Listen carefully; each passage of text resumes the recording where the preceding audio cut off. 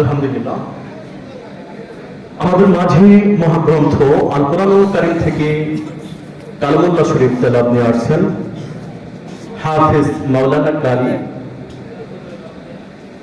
হাফেজ কারি মাওলানা মোহাম্মদ দিদারুল ইসলাম, সহকারী মৌলভী আজিমউদ্দিন দাখিল মাদ্রাসা।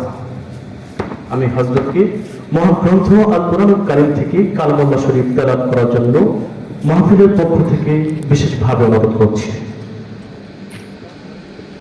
আসসালামু আলাইকুম ওয়া রাহমাতুল্লাহি ওয়া বারাকাতুহু। আউযু বিল্লাহি মিনাশ শাইতানির রাজীম। বিসমিল্লাহির রাহমানির রহিম।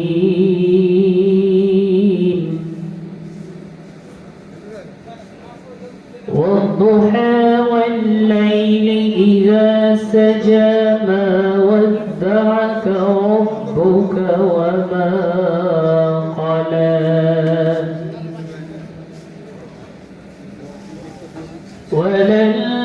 وللآخرة خير لك من الأولى ولسوف يعطيك ربك فترضى